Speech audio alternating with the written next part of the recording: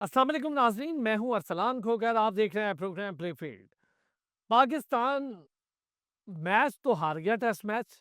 लेकिन शान मसूद जब आए और उन्होंने बात की, उन्होंने कहा देखिए हमने क्या कमाल खेला है। हमने 4 में से 3 टेस्ट मैच जीते हैं।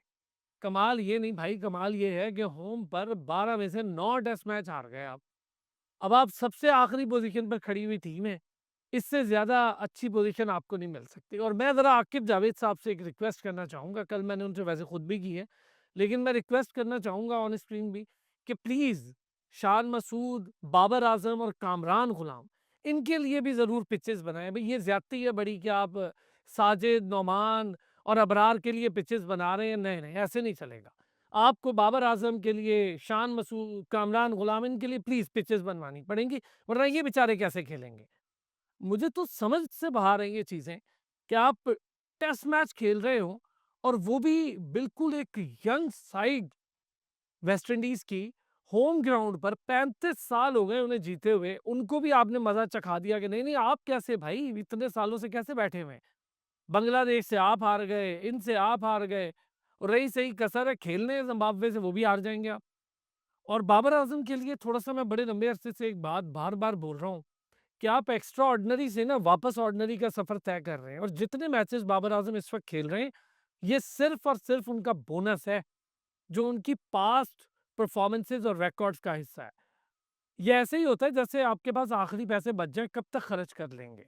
थोड़ा टाइम है, फिर बाहर बैठना पड़ेगा और एक एवरेज बैटर के तौर पे लोग आपको जानना शुरू कर देंगे और दोबारा से आप फैबुलस 4, फैबुलस 3 नहीं हो पाएंगे। 12 साल हो गए विराट कोहली को डोमेस्टिक खेले हुए और अब विराट कोहली इस एज में फिर दोबारा उन पर प्रेशर आ रहा है, जाओ भी डोमेस्टिक खेलो। बाबर आजम 2019 में लास्ट डोमेस्टिक खेले थे, साउथ अफ्रीका से जब वापस आए थे और उससे पहले जब इंग्लैंड से भी ड्रॉप हुए थे, तब भी उन्होंने कोशिश नहीं की कि मैं जाऊं और कहीं को मैच ही खेल लूं। ये तरीकाकार होता है कि आप आए, आप जाएं, आप कुछ हिस्सा बने किसी फर्स्ट क्लास का, अपनी इम्प्रोवाइजेशन करें। अजीब किस्म की सिचुएशन में ये पूरी टीम इस वक्त फंस गई है और अब जिस तरह भी मतलब 2 डिवीजन्स की जा रही हैं या उस पर जो काम हो रहा है, वो अब बड़ा खतरनाक हो जाएगा। अगर आप 2 डिवीजन्स का हिस्सा बने तो बस टॉप 3 में इंग्लैंड, ऑस्ट्रेलिया और इंडिया होंगे और फिर बाकी 5 टीमें नीचे खेलती रहेंगी। आप खेलते रहें अफ़गानिस्तान, ज़िम्बाब्वे, बांग्लादेश, इन्हीं छोटी-मोटी टीमों के साथ आप इन्हीं का हिस्सा बने रहें। क्योंकि परफ़ॉर्मेंस तो इससे कोई बहुत अच्छी मुझे तो नहीं दिख रही है। बहुत सारी चीज़ें हैं जिस पर आज बड़ी डिटेल डिस्कशन करनी है मैंने। ख़ास तौर पे परफ़ॉर्मेंसेस को लेकर, चैंपियंस ट्रॉफ़ी उसकी सिलेक्शन को लेकर, फिर बॉलिंग पिचेज़ आप बनाए चले जा रहे हैं। मैं इसमें भी बहुत अरसे से बोल रहा हूँ कि आप ज़रा खुश ना हों। आप स्पिन ट्रैक बनाकर किल कर रहे हैं पेस को हमारे। ये लैंड ऑफ पेसर्स होती थी, जहाँ पर आज आपको पेसर की ज़रूरत पड़ी थी कि आप पेसर का इस्तेमाल करके उनकी टीम को 163 से पहले आउट कर लेते। आपने 120, 125 से सीधा 160 तक का स्कोर बनवा दिया। और फिर आप बैठे मैच की दूसरी इनिंग में भी कुछ बेहतर ना कर पाए। तो बैटिंग परफॉर्मेंसेस और ये सारी चीज़ों को लेकर बात करेंगे। हसनैन लियाकत साहब ने हमें ज्वाइन किया है, स्पोर्ट्स एंकर हैं, स्पोर्ट्स जर्नलिस्ट हैं, हमारे साथ मौजूद हैं। सैयद हैदर भाई सीनियर स्पोर्ट्स जर्नलिस्ट हैं, हमारे साथ मौजूद हैं। बहुत शुक्रिया सर दोनों हज़रात का। हैदर भाई, मैं थोड़ा-सा ना वैसे तो ख़ैर मैंने अपील तो कर दी आकिब जावेद साहब से पर्सनली भी और आज ऑन कैम भी कि प्लीज़ पिच बनाएँ। बाबर आज़म, शान मसूद और कामरान गुलाम के लिए ये ज़्यादती है वैसे कि साजिद, अबरार और नोमान के लिए खाली पिच बनाई जाए। देखिए अरसान काफ़ी बातें तो आपने खुद ही कह ली हैं लेकिन हमें सबसे पहले ये सोचना चाहिए कि हमारे बैट्समैन जो हैं वो गलती कहाँ पे कर रहे हैं। ये बैटिंग कोच भी पाकिस्तान टीम के साथ मौजूद हैं और वो भी नहीं देख पा रहे हैं कि कहाँ पे उनसे गलतियाँ हो रही हैं। असल बात ये है कि बैट्समैनों में कंसंट्रेशन नहीं है, टेम्परामेंट नहीं है। टेस्ट क्रिकेट जो है वो एक टेम्परामेंट का नाम है। उसमें आपको काफ़ी अपने आप को कंसंट्रेट करना पड़ता है और हमारे बैट्समैनों में वो चीज़ नहीं है। आप इंग्लैंड के खिलाफ 2 टेस्ट जीत गए, आपने ऐसा लगा कि माउंट एवरेस्ट आपने सर कर ली है, आपने बस एक फ़ॉर्मूला ले लिया। लेकिन हमेशा जंगें जो जीती जाती हैं, ये बैलेंस तरीके से जीती जाती हैं, तवाज़ुन रख के आप एक ही चीज़ को जब टारगेट करते हैं, तो कभी न कभी आप खुद इसमें फँस जाते हैं और वही आज हुआ। आप समझते थे कि स्पिन बॉलिंग में हम उनको आउट कर लेंगे, लेकिन जब उनके स्पिनर्स बॉलिंग करेंगे तो फिर हमारे बैट्समैन, उनके पास टेक्निक नहीं है, उनके पास फुटवर्क नहीं है, जो कि स्पिन बॉलिंग में और कदमों का इस्तेमाल जो है वो बड़ी अहम चीज़ होती है स्पिनर्स के खिलाफ। माज़ी में जितने भी हमारे पाकिस्तान के बड़े बैट्समैन थे, जावेद मियांदाद थे, इंज़माम थे या ज़हीर अब्बास थे, ये लोग सब अपने कदमों का इस्तेमाल बड़ा अच्छा करते थे और वो चीज़ अब नज़र नहीं आती है। तो ये टेक्निकल गलतियाँ हैं, इनको बाबर आज़म को, शान मसूद को, कामरान गुलाम को आप डोमेस्टिक में थर्ड ग्रेड क्रिकेट खेल के सेंचुरियाँ बना देते हैं, फिर पब्लिक शोर करती है, मीडिया शोर करता है, कामरान गुलाम को टीम में लाओ, कामरान को लाओ। जब आप लाते हैं इंटरनेशनल लेवल पे जब आते हैं, फिर आपकी वो गलतियाँ जो आप वहाँ पे सही नहीं की होती हैं डोमेस्टिक में, वो आके आपके लिए एक अज़ाब बन जाती हैं।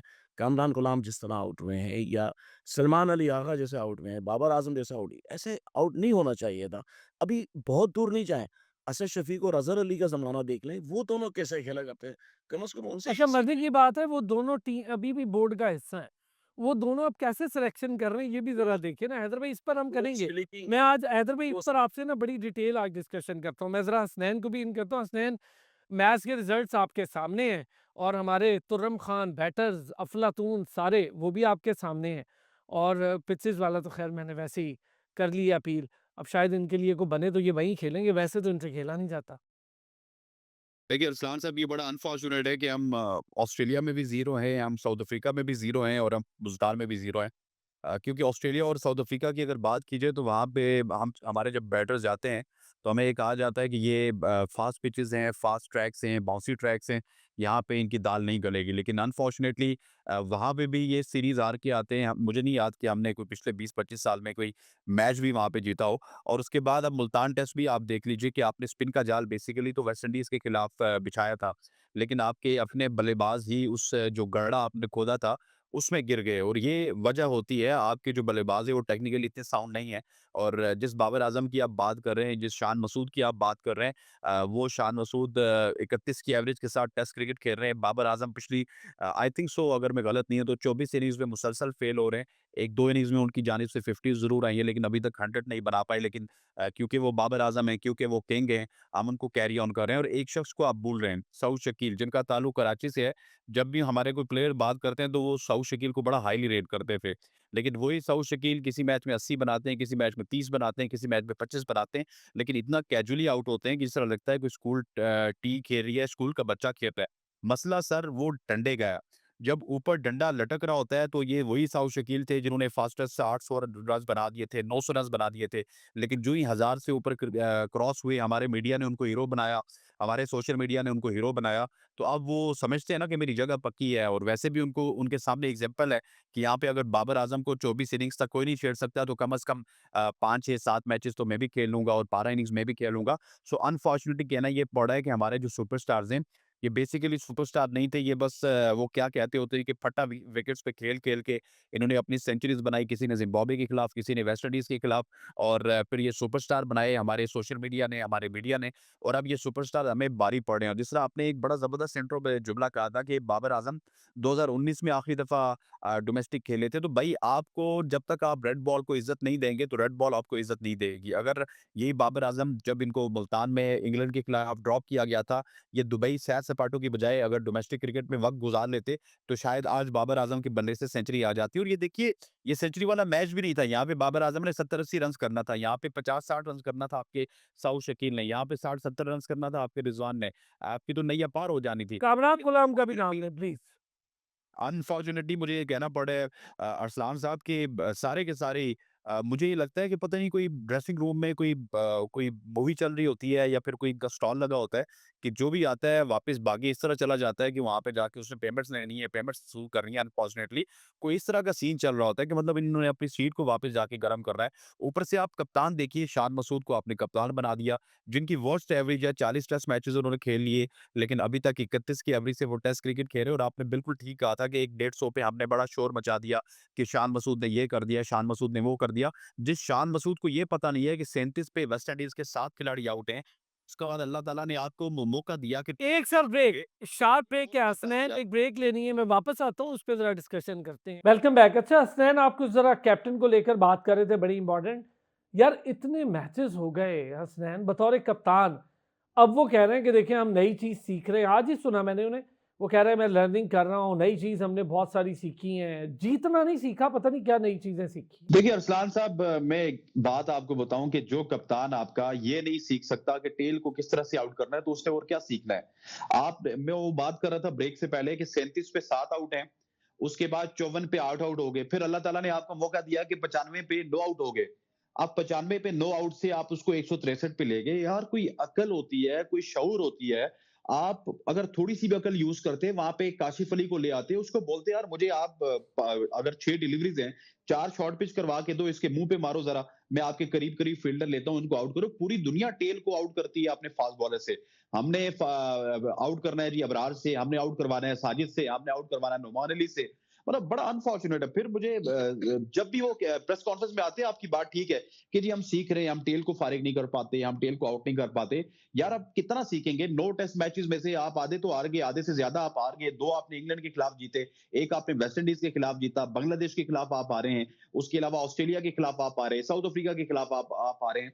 मतलब आपके पास तो फेयर एनफ चांस था। जब शान मसूद ने कप्तानी संभाली थी, तो आपके पास ये चांस था कि किसी तरह से आप वर्ल्ड टेस्ट चैंपियनशिप के फाइनल में क्वालिफाई कर सकते हैं। लेकिन अब अनफॉर्चुनेटली जो श्रीलंका हमसे कई गुना पीछे थी, पिछले अगर 2-3 साल की बात की जाए, जब से उनके सुपरस्टार प्लेयर रिटायर हुए, अब वो श्रीलंका अगर ऑस्ट्रेलिया को हरा देती है, तो वो वर्ल्ड टेस्ट चैंपियनशिप के फाइनल में होगी। सो हमारी क्रिकेट का तो लेवल ये आ चुका है कि हम जिस तरह आपने इंट्रो में कहा था ना कि हम वेस्ट इंडीज से हार चुके हैं, अब जिम्बाब्वे बाकी रह चुके हैं। मुझे लगता है कि अब युगांडा की टीम, अमेरिका की टीम, अगर इनसे हम टेस्ट क्रिकेट खेले, तो वहां पे भी कोई बईद नहीं है कि वो टेस्ट क्रिकेट में भी हमें हरा देंगे, just because of the captaincy. और हम बाबर आजम पे तो बहुत तनकीद करते थे, लेकिन हमने शायद कोई चश्मे लगाए हुए हैं शान मसूद के ऊपर, कि शान मसूद के ऊपर बात नहीं करते हैं। क्या कोई बड़े बाप का बेटा है? क्या इसके पास सिफारिश बड़ी है? क्या इसके पास पर्ची बड़ी है कि आप पै दर पै शिकस्तों के बावजूद भी कप्तान की तरफ कोई नहीं जाता? हमें बाबर आजम भी आज याद आ रहे हैं, रिजवान भी याद आ रहे हैं, साउथ शकील भी याद आ रहे हैं, लेकिन ये फेलियर आपकी कप्तानी का है। वो जो टैक्टिक्स हमें नजर आई थी ना, उन्होंने तमाम तर टैक्टिक्स हमें ऑस्ट्रेलिया की पहली सीरीज में दिखा दी थी। उसके बाद मुझे शान मसूद की कोई कप्तानी नजर नहीं आई। अनफॉर्चुनेटली मुझे ये कहना पड़ेगा, ये किसी काउंटी के कप्तान मुझे नजर नहीं आ रहे, मुझे ये किसी स्कूल टीम के कप्तान नजर आ रहे हैं। हैदर भाई बिल्कुल ठीक बात है। बड़ी वो टैक्टिक्स जो भी हमने देखी थी, जीते हम वहाँ भी नहीं थे खैर, लेकिन एक चीज़ देखें कि बांग्लादेश में खिलाड़ी आउट हो जाते हैं, पाकिस्तान आती है बांग्लादेश 126 पे टीम आउट होते होते हम उसको कहाँ ले जाते हैं। फिर इस वेस्ट इंडीज़ को देख लें, 95 पे आप एक विकेट रहती है, फिर आखिर में कहते हैं हाँ वहाँ पर एक पेसर होता तो यूँ, पेस आप बैटरी रखते नहीं है, जो पेसर आपने खिलाया 5-6 ओवर से ज़्यादा उसको नहीं कराते। मैं हैरान हूँ, ऐसा क्या हो जाता है कि शान मसूद एक सेंचुरी कर दी उसने सालों बाद, और पूरे सोशल मीडिया पर बहुत सीनियर सीनियर सहाफ़ी भी लगे हुए थे। क्या मसला है?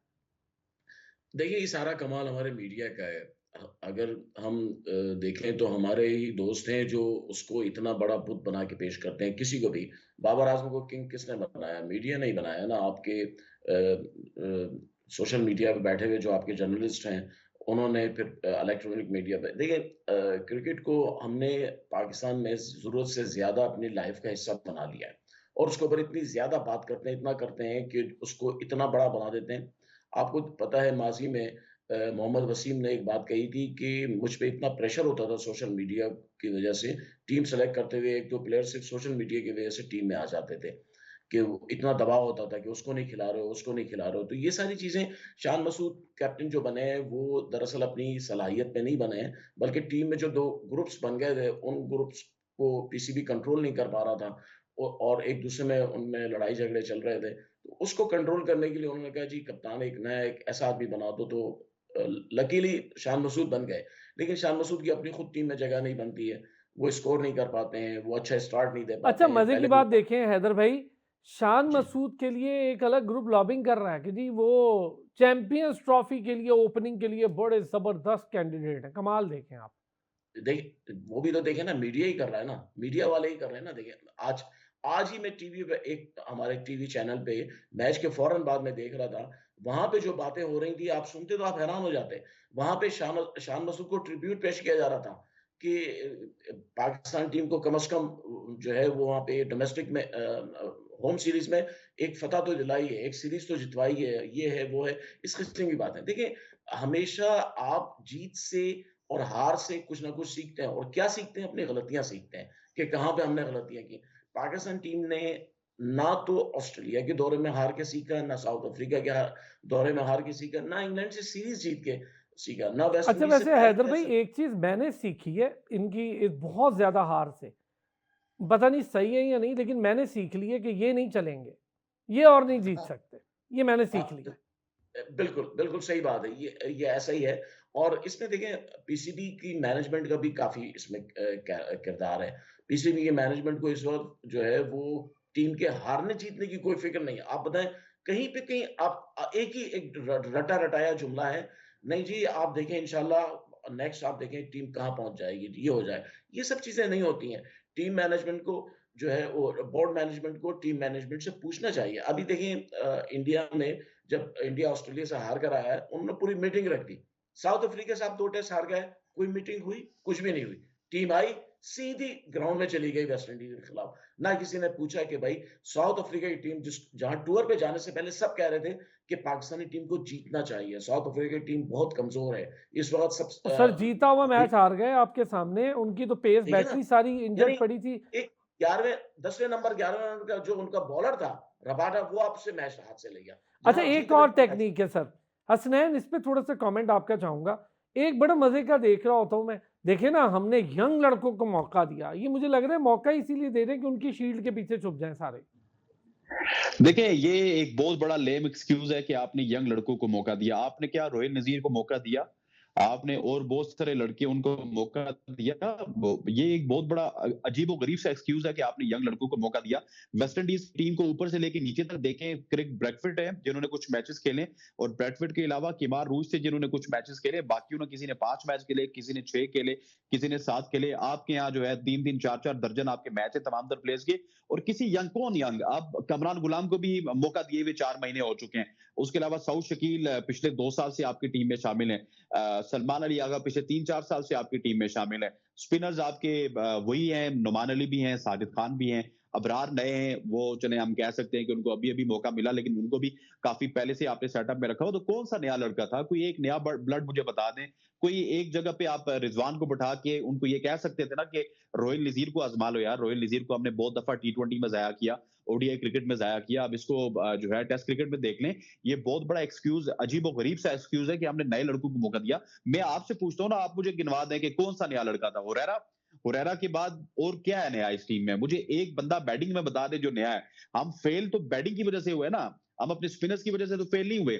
आपके स्पिनर्स ने तो सिर्फ दूसरी इनिंग्स में एक ट्रिक लूज़ कर दी कि आपका जो पेस था वो 85 से 90 किलोमीटर पर ऑवर से नीचे नहीं आ रहा था और वेरिगन का पेस जो है वो तकरीबन 65 से लेके 77 तक वेरी कर रहा था और और उसने उसने विकेट कहा वहीं पे भी, लिए और आपने आपके देखा जब उसको मैन ऑफ द सीरीज और मैन ऑफ द मैच मिला हसनैन, तो वॉरिकर ने, जोमिल वॉरिकर ने ये बात कही, उसने कहा मैंने पेस कम कर ली थी अपनी। जी, तो वो अगर वेरिगन ये बात कर सकता है, तो इस तरह तो लग रहा था मुझे दूसरी इनिंग्स में कि जिस तरह ये नुमान अली और साजिद खान का होम ग्राउंड नहीं है, बल्कि वेरिगन का होम ग्राउंड है अनफॉर्चुनेटली। सो आपने तो अपने स्पिनर्स की वजह से नहीं आ रहा, आपने अपने बैटिंग की वजह से आ रहा है, जो एक्सपीरियंस की आप बात कर रहे थे, कौन-सा मुझे बताएँ ना?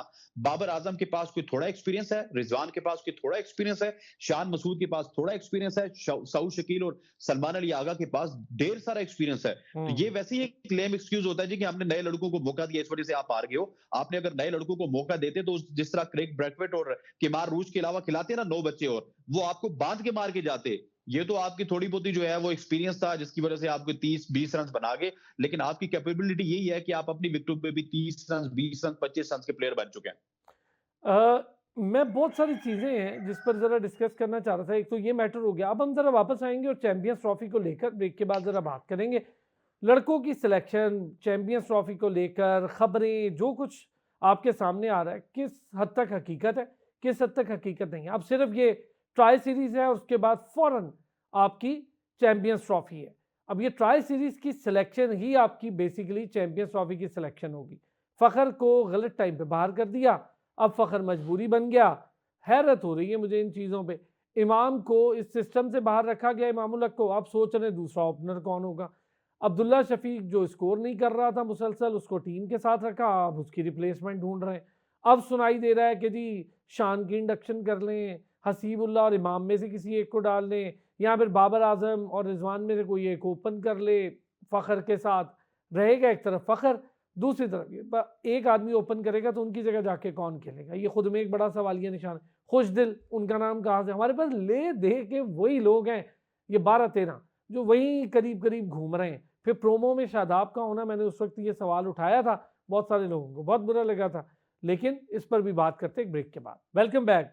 हैदर भाई, चैंपियंस ट्रॉफी को लेकर बहुत ज्यादा बातें हो रही हैं, कभी किसी की ओपनिंग पेयर दोबारा से डिस्टर्ब दिखाई दे रहा है, वहां एक साइम अयूब हमारा बेचारा इंजर्ड क्या हुआ, ओपनिंग पेयर ही हिल के रह गया। फखर को हमने सिस्टम से निकाल दिया, इमाम को सिस्टम से निकाल दिया, सजाएं दे दी, अब वापस उन्हीं की मिन्नतें तरले करके वही हमें दोबारा, और कोई नाम ही नहीं मिल रहे। खुशदिल शाह, शान मसूद, यही घूम फिर के 13-14 नाम है। अच्छा मुझे बताएं, वो जो अब्दुल रज़ाक ने जो उनको बनाया गया था कि हार्ड हिटर ढूंढेंगे, तो उन्होंने कौन से हार्ड हिटर ढूंढे हैं सर जो शान उनको मसूद ढूंढा है उन्होंने, बहुत बड़ा हार्ड हिटर। उसके बाद उन्होंने उन्होंने कहा जी कामरान गुलाम भी बहुत अच्छी हार्ड हिटिंग कर लेता है। बाबर आजम पे उन्होंने कहा कि इंशाल्लाह करेगा। रिजवान उन्होंने कहा हाँ मुझे उम्मीद है ये कर लेगा। सऊद शकील उन्होंने कहा हाँ हाँ इसको खिला के देखे। क्या ढूंढना है सर, और स्ट्राइक कैम्प में बच्चे आए हैं बिल्कुल नए, उनका कोई ऐसा आप पास्ट रिकॉर्ड नहीं है। आपको आपको बताऊं, अरसलान, अभी मैंने 2 दिन पहले सोशल मीडिया पे देखा कि हमारे पाकिस्तान के बहुत बड़े इदारे के सहाफ़ी साहब ने लिखा कि सऊद शकील को पाकिस्तान टीम में चैंपियंस ट्रॉफी में हर सूरत में होना चाहिए, क्योंकि वो टेस्ट में बड़ा अच्छा खेल रहा है, वो फॉर्म में है। और वो मौसूफ जो है हर रोज एक अपना कल के मैसेज के अगेंस्ट एक नया मैसेज दे देते हैं। इस किस्म की कैंपेन चला के आप जो है ना एक अच्छी टीम बनने नहीं दे रहे। आप देखें इंडिया की टीम इस वक्त ले, तिलक आप वर्मा ये बात कर रहे हैं सर, इधर तो बात हो रही है सरफराज को भी आप डाल देते तो बड़ा जबरदस्त हो जाता यार। देखे बता, मैं हैरान हूँ। मैं बाय गॉड मैं हैरान हूँ। फिर तो अगर रिटायर्ड प्लेयर्स को लाना तो जावेद मियां को लेकर आए ना, उनसे अच्छा। तो पाकिस्तान में कोई स्पिनर खेलने वाले नहीं आया आज तक। ऐसे थोड़ी एक प्लेयर जो जो निकाल दिया गया है, खत्म हो गया उसका, कब तक खिलाएंगे यार। उसने 14-15 साल खेल ली पाकिस्तान टीम के लिए, अब छोड़े उसको, आगे देखें। आगे आपके प्लेयर खुशदिल शाह को आपने 3 साल पहले इतना खिलाया 2 साल पहले, वर्ल्ड कप में भी था, टी20 वर्ल्ड कप में भी, हर टीम में। उसके बाद क्या हुआ? ज़ीरो। तो अब आपको देखना चाहिए कि आपके पास जो असल इस वक़्त जो प्लेयर्स मौजूद हैं, उनको आप लें, उनको देखें। इंडिया की मैंने मिसाल दी, इंडिया का तिलक कैसा आया? उसने आप देखें पिछला टी20 मैच जो है इंग्लैंड के खिलाफ, कैसे यानी एक मौके पे इंडिया आउट हो गया था मैच से बिल्कुल, हारा लेकिन हुआ उसने मैच सर, हारा हुआ मैच जीते हारा हैं। हुआ है, वो मैच बनाया उसने और बना के आखिरी ओवर। तो ये सारी चीज़ें जो है हमारे यहाँ सर अभी तक क्या एक है ऐसा कि जो प्लेयर ना, हैदर भाई बड़ा हैरान हूं मैं, जायसवाल हो गया, तिलक वर्मा हो गया, या शुभमन गिल हो गया, मुझे एक ऐसा प्लेयर दे, और उस पर वो लोग तनकीद कर रहे हैं इंडिया वाले, और हमें एक प्लेयर ऐसा नहीं दिख रहा है। हसनैन, जरा इस पर यार आपका कमेंट, ये जो बार बार यही 13-14 नाम और प्रोमो में शादाब का आना, मैं क्या अखज़ करूं? मैं बहुत सालों से पूछने की कोशिश कर रहा हूं, मैं क्या अखज़ करूं कि बस शादाब होगा देखिए, टीम में? अभी अभी जो स्क्वाड आ रहा है ना अरसलान साहब, वो सारा टेंटेटिव स्क्वाड आ रहा है और जिस तरह प्रोमो में भेजा गया है शादाब खान को, देखिए आईसीसी की जानिब से ना क्लियर कट इंस्ट्रक्शंस होती हैं पाकिस्तान क्रिकेट बोर्ड को कि आपके जो 2 प्लेयर हैं, जिन्होंने चैंपियंस ट्रॉफी 2025 खेलनी है, उनको आपने प्रोमो में भेजना है। ये मेरी अंडरस्टैंडिंग के मुताबिक इससे पहले यही होता था। सो उन 2 प्लेयर्स में से एक शाहीन शाह अफरीदी को भेजा गया, एक शादाब खान को भेजा गया और मुझे ये लग रहा है कि शादाब खान कहीं न कहीं वाइल्ड कार्ड एंट्री इनकी होगी। अभी इस वजह से वो मीडिया में डिस्कस नहीं हो रहा कि उनको थोड़ा-सा आपसे डर है, थोड़ा-सा मुझसे डर है। कुछ अच्छे साथी भी बैठे हुए हैं बड़े इदारों में, वो वहाँ पे सच्ची खरी बातें करते हैं। इस वजह से वो शादाब खान का नाम नहीं एक्सपोज़ करे क्योंकि शादाब खान ने ना बड़े इंटेलिजेंटली आपने चैंपियंस कप मेरे साथ बैठ के कवर किया। उसमें उन्होंने बॉलिंग को हाथ नहीं लगाया क्योंकि वो जी, चाहते थे कि मेरी बॉलिंग किसी तरह से डिस्कस ना मैं हो बार और बार ये उनको ये बात भी कर रहा हूं सर, बार बार ये बात कर हाँ, रहा हूं। और वो ये भी चाहते थे कि बॉलिंग डिस्कस ना हो और अगर बॉलिंग वो कर लेते तो एक्सपोज़ हो जाती और ऊपर से बैटिंग में जो उनके हालात थे, कभी 0 पे आउट होते थे, कभी 4 पे आउट होते थे, कभी 8 पे आउट होते थे। पीछे रह के उनकी फील्डिंग रह चुकी है, लेकिन जो गैंग है वो आज भी वर्किंग कर रहा है। रिजवान की पूरी कोशिश होगी, रिजवान के बाबर आज़म बड़े क्लोज़ हैं कि किसी तरह से शादाब खान को एंटर किया जाए और ये किसी न किसी तरह से जिस तरह से इन्होंने उसको प्रोमो में भेजा है, आप देखिएगा कि कहीं न कहीं अगर इनिशियल स्क्वाड में नहीं तो किसी अगले स्क्वाड में शायद शादाब खान का नाम आ जाए और ये बड़ा अनफॉर्चुनेट होगा। जिस तरह आपने खुशदिल शाह का ज़िक्र किया, भाई भी ज़िक्र कर रहे थे, खुशदिल शाह को हमने अन्नेवाह मौके दिए हैं। मतलब कोई होता है ना कि कोई एक मौका दें, उनके ऊपर तो वीलॉग्स आते रहे जहाँ पे रमीज़ राजा बाबर आज़म से पूछते थे खुशदिल शाह का क्या होगा? उस वक़्त के पीसीबी चेयरमैन, तो वो कहते थे नहीं खुशदिल मेरा मैच विनर है। मैं ये चाह रहा था, ये जो आप डिस्कस कर रहे हैं ना, मैं ये आपने एक पॉइंट बड़ा अच्छा उठाया है, मैं चाहूँगा इस पे छोटा-सा कमेंट करें, फिर मैं ज़रा हैदर भाई की तरफ भी जाऊँ। वो ये भी नहीं कह सकते कि 2017 चैंपियंस ट्रॉफी के प्लेयर्स में से हमने भेजना था, उसमें तो शाहीन था ही नहीं। जी, बिल्कुल शाहीन भी नहीं था और देखिए वो तो 2 बंदे उन्होंने बेच दिए और ये एक साइलेंट मैसेज था बेसिकली पाकिस्तान क्रिकेट बोर्ड की जानिब से जो कि आईसीसी के थ्रू डिलीवर किया गया और आप देखेंगे कि आइंदा आने वाले दिनों में शादाब खान भी आपको नज़र आएँगे। मैं खुशदिल शाह के हवाले से बात करना चाहता हूँ। खुशदिल शाह को हमने टी20 में मौका दिया, खुशदिल शाह को हमने ओडीआई क्रिकेट में मौका दिया, लेकिन जब-जब खुशदिल शाह के ऊपर पाकिस्तान की उम्मीदें बनी हैं, खुशदिल शाह आउट हो गया और आप पैगाम क्या देना चाहते हैं? खुशदिल शाह इस वक़्त बांग्लादेश प्रीमियर लीग में परफ़ॉर्म कर रहे हैं, जो कि एक 3rd टियर की लीग है जिसके सामने बॉलर्स की जो वैल्यू है या उनकी जो कैपेबिलिटीज़ हैं वो आपके सामने हैं। सर पैसे वहाँ नहीं पे दे उसकी रहे वो, परफ़ॉर्मेंस उधर की पैसों बुनियाद पे पे लड़ाई हो गई है। पैसे ही नहीं दे रहे वो। हाँ, वो पैसे नहीं दे रहे दरबार राजशाही की जो टीम है वो पैसे नहीं दे रहे लेकिन अनफॉर्चुनेटली अगर बांग्लादेश प्रीमियर लीग की परफॉर्मेंसेस के ऊपर आप खुशदिल शाह को टीम में लाएँगे, तो फिर यहाँ पे बीपीएल में जो परफॉर्म करके आएगा, पीएसएल में जो परफॉर्म करके आएगा, किसी और जगह पे परफॉर्म करके आएगा, उसको भी आप टीम में ले आएँगे और फिर यही रिजल्ट होंगे। जब तक आप डोमेस्टिक क्रिकेटर्स को वैल्यू नहीं देते और डोमेस्टिक क्रिकेटर्स को अच्छे इंफ्रास्ट्रक्चर के साथ, ये नहीं कि उनको अजीबो-गरीब सी पिचेस पे खिला के उसके बाद आप उनको कह रहे हैं कि आओ हुँ। आपको हम इंटरनेशनल मैच खिलाते हैं। जिस तरह आपने ये काशिफ अली को डेब्यू करवाया, इस पिच पे काशिफ अली के डेब्यू की तुक नहीं बनती थी ना, आपने अगर उनको डेब्यू करवाना था तो कि ऑस्ट्रेलिया, इंग्लैंड में लेके जाते, लेकिन बस ठीक है उनके साथ भी टेस्ट क्रिकेटर का वो आ जाएगा, एक टैग आ जाएगा, आपने उनको डेब्यू करवा के तो पीछे बैठा दिया, अब देखते हैं अगले को कितना मौका मिलेगा। सो एक जिस तरह का चैंपियंस ट्रॉफी का स्क्वाड शेप अप हो रहा है, मुझे ये लगता है कि चैंपियंस ट्रॉफी भी कहीं 2024 के क्रिकेट टी20 वर्ल्ड कप की तरह कोई डिजास्टर ना हो जाए क्योंकि कोई प्लानिंग नजर नहीं आ रही, बस जुगाड़ में आकिब जावेद साहब भी अपने खुमार में बैठे हुए हैं, मोहसिन नकवी साहब एक अलग खुमार में बैठे हुए और कप्तान मोहम्मद रिजवान वो अलग खुमार में होंगे और कोई दोस्ती यारी के चक्कर में कोई पर्ची के चक्कर में होगा और ये तमाम तर दोस्ती यारियां पर्चियां मिलके आपका 2025 चैंपियंस ट्रॉफी का स्क्वाड अनाउंस होगा क्योंकि इस वक्त बाकी 7 टीमों ने तो अपना स्क्वाड भी अनाउंस कर लिया और वो अपनी प्रैक्टिस भी कर रही है लेकिन हमारे यहाँ हम ख्वाब खरगोश में सोए हुए हैं। और मुझे यही लगता है हैदर भाई, टीम वही होगी जो अभी रिसेंटली ट्राई सीरीज होने जा रही है, कमोबेश वही टीम होगी और वही खेलेगी। फखर के साथ ओपन करता किसको देख रहे हैं हैदर भाई? क्योंकि अरसलान देखिए साहब फखर वही के टीम साथ होगी ट्राई नेशन के लिए और वही चैंपियंस ट्रॉफी के लिए होगी। जी जी एग्जैक्टली, मैं भी यही कह रहा हूँ, वही टीम मुझे लग रहा है वही होगी। मुझे देखें अभी तो मुझे ये भी नहीं पता कि फखर को भी ये टीम में लेते हैं या नहीं। अभी तक उस पे रेड लाइन खिंची हुई है, ये मैं आपको बता दूं फखर के ओह ऊपर। अच्छा। हाँ, और उस पर अभी भी जो है वो एक एक ग्रुप जो है वो ये कह रहा है कि फ़खर ने चैंपियंस कप में क्या परफ़ॉर्मेंस दी है, जो उसको दोबारा लिया जाए।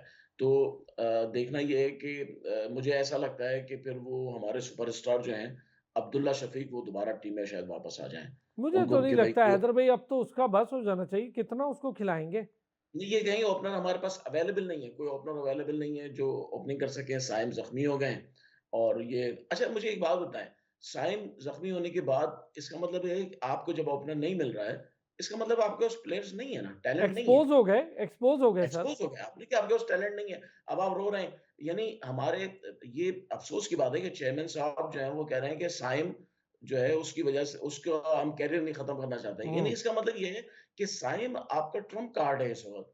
वो आदमी जिसने अभी मेरे ख़्याल से मजे की 10 बात है, मैच खेले, एक ओपनर है, ये बड़ी अजीब 10 बात है, एक वो ओपनर 10 है, मैच नहीं खेले। एक स्ट्राइकर एंड पे, नॉन ये ना स्ट्राइकर 10 एंड के ओपनर का हमें पता ही नहीं है। देखिए मुझे लगता है कि शायद बाबर आज़म और रिज़वान ओपनिंग करेंगे। ये कहेंगे कि ओपनर नहीं अवेलेबल हैं, तो नहीं सर, बाबर आज़म उनकी जगह कौन खेलेगा? जी? खुशदिल।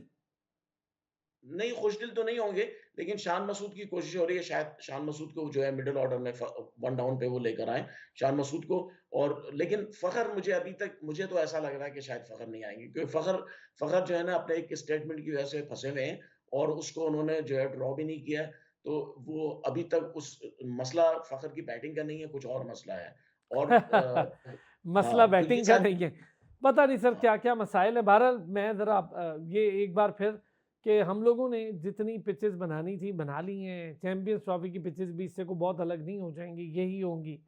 बैटिंग हमारा मसला है और पेस हमने ख़त्म कर दी है। अब हम स्पिनर पे रिलाय कर रहे हैं। एक ज़माने में अज़हर महमूद साहब कहते थे स्पिनर नहीं है पाकिस्तान में। हमें ही पिंडी स्टेडियम में बैठ के प्रेस कॉन्फ्रेंस में सवाल के दौरान कह के गए थे। अब स्पिनर्स हैं और पेसर नहीं है। हम पता नहीं क्या ढूँढते हैं टीम में, फिर एक दिन कहेंगे हमारे पास अंपायर नहीं है, तो आज मैच नहीं हो रहा। बहुत शुक्रिया सैयद हैदर भाई, थैंक यू सो मच। और हसनैन याक़ूब साहब, थैंक यू सो मच। आप दोनों ने आज वक़्त निकाला शो के लिए। नाज़रीन आपका भी शुक्रिया। कल फिर होती है आपसे मुलाकात। अपना ख़्याल रखिएगा।